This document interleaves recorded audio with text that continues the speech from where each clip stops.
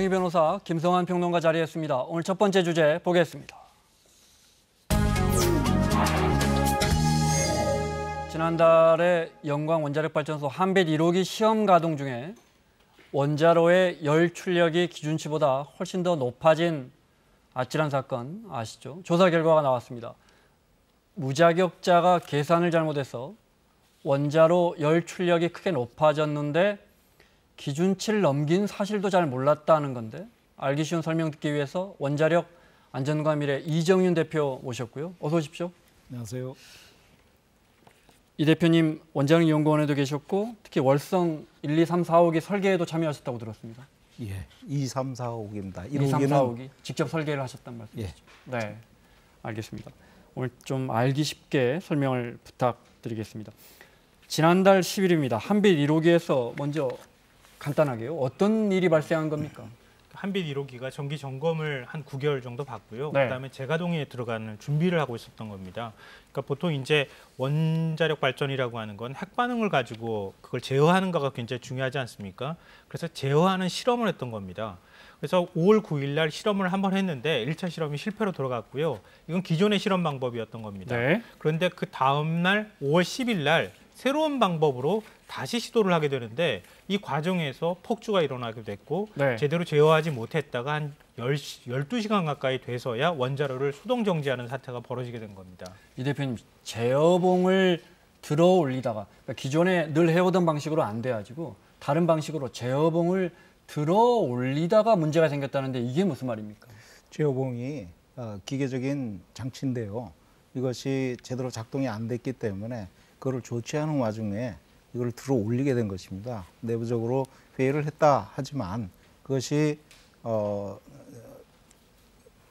임계도를 어떻게 유지하고 있느냐 그걸 계산을 한 결과를 가지고 제대로 들어 올려야 되는데 그것을 좀 착오가 있었던 것 같습니다. 그래서 출력이 확 올라갔습니다. 제어봉이라는 게 이 어떤 문제가 생기면 그 원자력 발전의 어떤 기능을 제어하는, 그러니까 멈추게 하는 기능을 하는 겁니까? 출력을 제어하는. 예, 핵 반응을 네. 조절하는 역할을 하게 됩니다. 그래서 핵 반응이 빨리 되면 출력이 확 올라가고요. 네. 온도도 확 올라가게 됩니다. 그럼 제어해야 되니까 제어봉을 들어 올려야 되는데 그 올리면서 문제가 생겼다. 예, 올리면서 출력이 확 급증을 하게 된 겁니다. 네, 알겠습니다.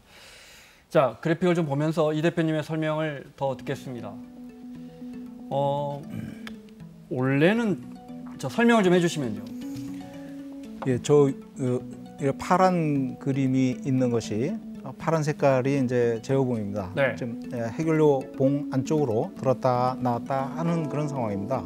이런 상황에서 저걸 들어 올리다가 출력이 급증한 겁니다. 열이 폭증을 하게 된 거죠. 18%로. 예. 그런 상황입니다. 원래 기준치는 5%를 넘으면 안 되는데 그 출력이 그 힘이 18%까지 올라갔다 이 말씀이시죠? 예, 예. 5%가 제한치입니다. 운전기술지침서상에 네. 운전기술지침서상에 5%가 제한치입니다. 그쪽으로 넘어가게 되면 발전소를 즉각 정지하게 돼 있습니다. 아, 5%를 넘어가면 발전소를 즉각 정지해야 하는데 18%까지 올라갔다. 예, 올라갔습니다. 18%까지 올라갔으면 얼마나 위험한 단계입니까? 이것이 실제로 18%까지 출력이 올라가면서 냉각조 온도가 10도 이상을 올라갔습니다. 네. 냉각조 온도가 1분 만에 10도가 올라간 건데요. 그거는 열적인 충격을 줄 수 있게 충분한 그런 온도입니다. 그래서 2차 측이라고 하는 증기 생산하는 그런 쪽에 수위가 막 급증하고 그렇게 하면서 보조 급수 펌프라 하는 안전 설비가 작동을 하게 됐습니다. 그런 상황이 발생돼서 네. 원안위에 보고가 된 거죠. 원자력안전위원회. 예, 네.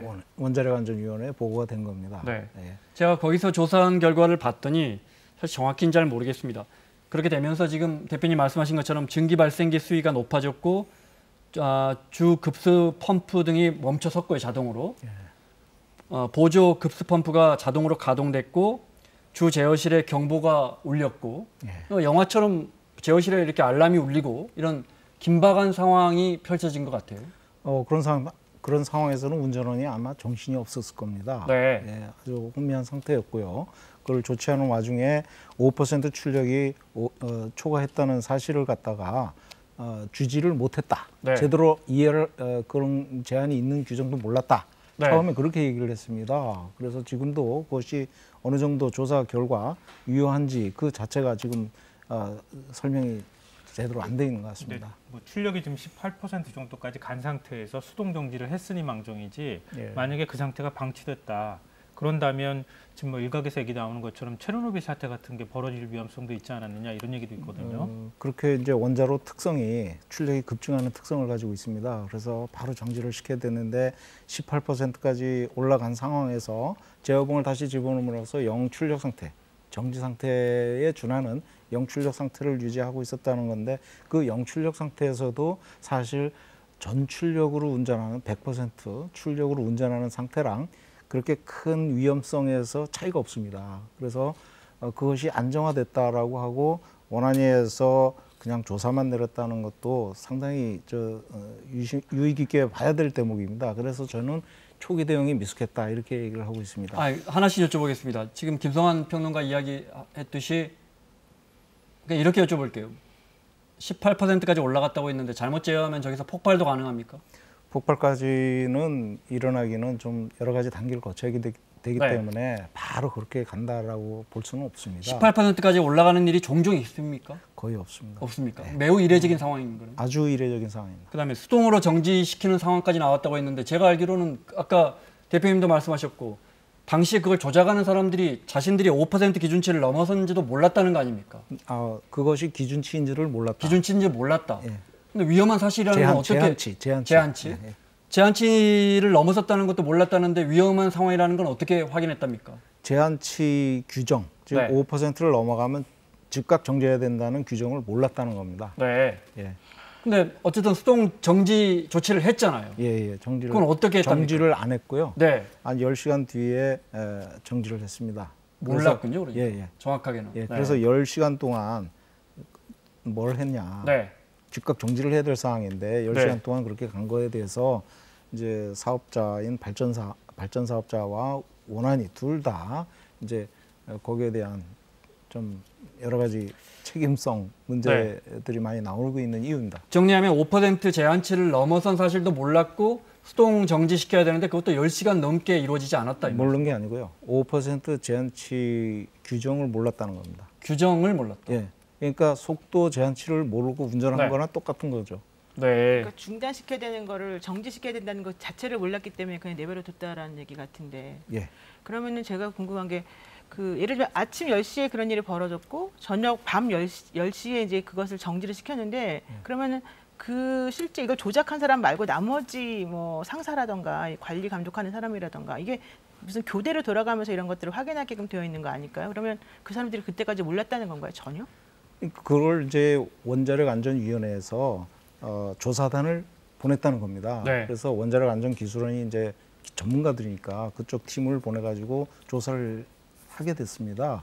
근데 그분들은 이 사실을 확인하고 즉각 정지해야 된다고 보고를 했습니다. 근데 그분들은 정지시킬 권한이 없어요. 규제기관이지만. 네. 근데 규제 권한은 원안위가 갖고 있었던 겁니다. 그러다 보니까 이게 정지 시간도 늦어지고 이렇게 됐기 때문에 초기 대응이 제대로 할 수 있는 체계가 아니다. 우리나라가 원전 사고에 대해서 지금 작은 사안에 대해서도 이러고 있으니 큰 사고 일어났을 때 후쿠시마 같이 긴급하게 이래 돌아갔을 때는 우리가 어떻게 대응할 것인가 네. 하는 그런 점을 저는 이제 초기 대응 문제다 이렇게 지금 보고 있는 겁니다.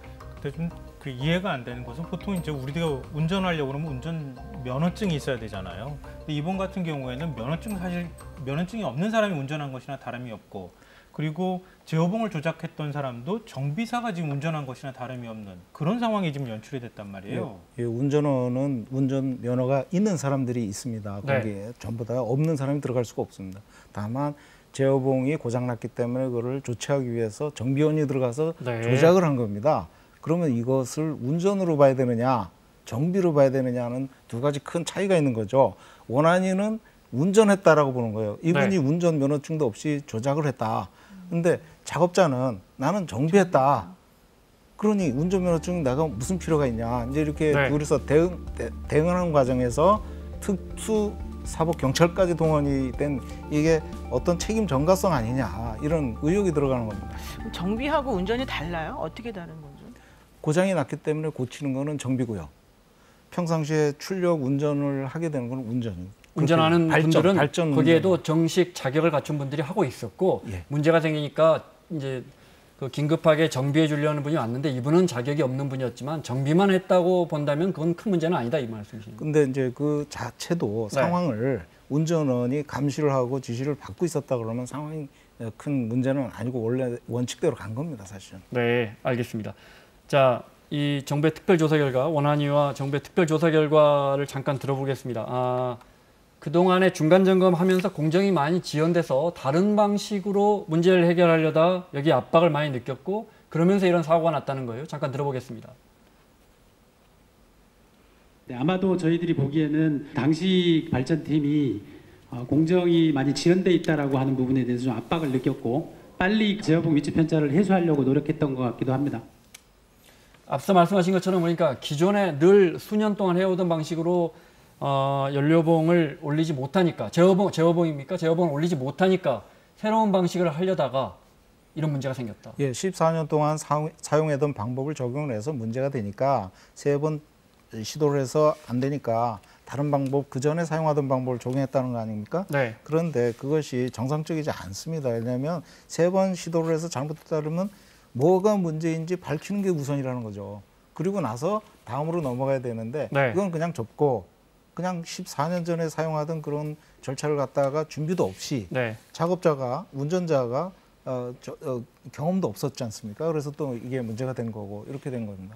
알겠습니다. 어찌됐건 시청자분들이 제일 궁금한 건 아주 위험했구나, 시스템도 잘못됐구나 느끼시겠지만 대표님 말씀 믿는다면 폭발할 정도까지는 아니었다. 네.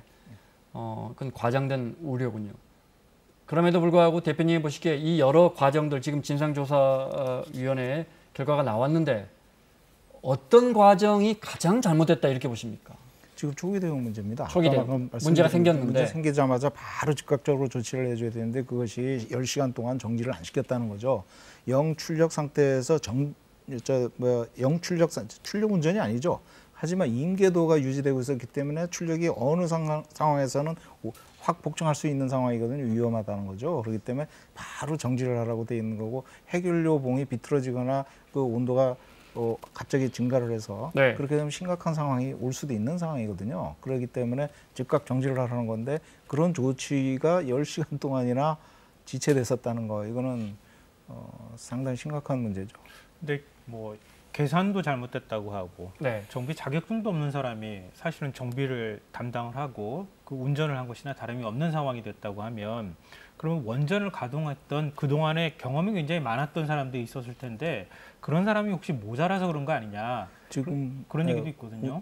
고 경력자들이 UAE 원전으로 수출하면서 다 빠져나갔습니다. 아랍에미레이트로요? 예, 네. 엄청나게 많이 나가 있어요. 그러다 보니까 공백 사건 우리가 원전 기술 수출하면서 기술자도 보내는군요. 경력자 운영을 해야 되니까. 영어 잘하고 고 경력자만 뽑아가거든요. 네. UAE 원전에서 그러다 보니까 많은 사람들이 중간 허리가 공백 상황이 지금 돼 있습니다. 좀 그래서 우리나라는 내부적인 원전 가동이 굉장히 안전성이 중요한데 네. 해외 UAE는 원전 가동하지도 않는데 그렇게 많은 사람을 내보내냐 이제 이런 비판이 있는 거죠. 네. 영광 한빛 1호기는 왜 멈춰서 있는 겁니까? 원래 이 정도 9개월이라 그랬습니까? 이 정도씩은 멈춰서서 점검을 합니까? 그거는 아니고요. 네. 경남 용기 콘크리트 내에 이제 철판이 있습니다. 철판이 부식이 일어나가지고 그 조사한다 한 6개월 동안 정지돼 있었습니다. 그러다가 이제 재가동하려고 시도를 했다가 거기에 화재가 발생했어요. 그래가지고 화재 때문에 또 한 2, 3개월 또 정지됐다가 네. 이번에 또 재가동 들어가려다가 이런 상황이 생긴 겁니다. 제가 궁금한 게 아까 그 14년 동안 해오던 방법으로 3번이나 해봤는데 안 됐다 그러셨잖아요. 왜 원인이 밝혀졌나요? 왜 안 됐는지에 네. 대해서? 원인이 왜 안 됐는지 그거에 대해서는 이번 조사에서 안 나와 있습니다. 설명이 없습니다. 네. 그리고 아까 말씀하신 것처럼 계산 착오, 그것도 뭐 어떻게 해서 계산이 착오됐는지 그것도 설명이 없고요. 여러 가지 문제가 있는데 이번에 특히 이제 제어봉 개통에 노이즈가 있었다 그랬어요. 원인 미상이라 그랬습니다. 네. 그러면 지금 한 달 반 동안 뭘 조사하고 있느냐 이제 이런 문제가 생기는 거고 네. 그다음에 특이한 거는 제어봉을 집어넣는데도 반응도가 올라갔답니다. 그건 무슨 얘기냐면 엑셀레이터를 밟았는 브레이크를 밟았는데 엑셀레이터가 가는 것처럼 차가 속도가 네. 늘어나는 그런 형태거든요. 네. 그래서 이거는 공학적으로 설명이 안 되는 거예요. 급발진 같은 거예요. 말하자면 차에서. 급발진까지는 아니고 네. 속도가 이제 그래도 늘어나는. 제어봉을 했으면은 그 제어가 돼야 되는데 오히려 온도가 올라갔다. 그런 부분에 대해서도 반응이 올라간 거죠. 네. 고장 뭐 근본적인 문제가 있는 거 아닌가요? 상당히 그 그래서 원인은 아직 드러나지 않았다 이 말씀. 인적 오류라고 얘기를 하지만 저는 시스템적인 문제도 있다. 네. 그렇게 보는 거죠. 개통에서 노이즈가 발생하고 제어봉이 들어갔는데 오히려 반응도가 높아졌다. 근데 그런 거에 대해서 문제가 있었다는 설명은 있었지만 네. 원인에 대해서는 조사한 내용이 없는 거죠. 알겠습니다. 마무리해야겠는데 대표님 폭발까지 위험은 없었다고 하지만 들으면 들을수록 너무나 위험한 상황. 납득이 안 되는 부분이 많고 제가 질문을 이렇게 드려볼까요? 다른 수많은 원전에도 이런 사고가 날 수 있는 개연성이 충분히 있습니까? 있습니다. 있고 작은 사건이라도 우리가 체계가 잘 정비가 돼서 즉각 조치를 할 수 있다라면 아무리 큰 사건이라도 조기에 진압을 할 수가 있거든요. 작은 사건도 준비가 안 됐으면 커지는 것처럼 저는 우리나라 원자력 안전 체계가 빨리 재정비돼야 된다. 특히 원자력 안전위원회가 너무 관료화돼 있어요. 행정적으로만 처리하려고 그러고 네. 그러다 보니까 기술 중심의 규제가 안 돼 있는 그런 문제가 지금 여기서 노정된 것이 아닌가 이렇게 생각합니다. 알겠습니다. 검찰이 조사한다고 안 했어요? 네, 특사경을 지난 20일경에 파견을 해서 조사를 했는데 아까 네. 말씀하신 것처럼 뭐 원전에 무슨 문제가 있냐 이런 걸 조사한 건 아니고 그 조작한 사람, 정비한 사람이 무슨 문제를 했냐 이런 거를 봤는데 일단 뭐 아까 말한 대로 무면허 직원이 한 거 맞고 또 하나는 자체 운영기술 지침서를 따르지 않았고 또 하나는 중요 작업전 회의 같은 걸 하지 않았다. 이런 행정적인 착오가 있었다라는 거는 밝힌 네. 것 같아요. 근데 원칙적으로 뭐가 문제인지는 안 밝혀진 것 같습니다. 그러니까 원자력 안전 문제를 갖다가 어떻게 대처할 거고 뭐가 문제인지 원인 규명하고 이쪽으로 초점이 맞춰져야 되는데 누구한테 책임을 물 것인가 이쪽으로 지금 초점이 가 있는 네. 듯한 그런 분위기가 있다는 거죠. 알겠습니다. 네. 특히 지역 주민들은 얼마나 불안하겠습니까? 자, 여기까지 듣겠습니다. 이정윤 대표의 설명 들었습니다. 고맙습니다. 김성환 평론가, 노영희 변호사 함께하고 있습니다. 오늘 두 번째 주제 보겠습니다.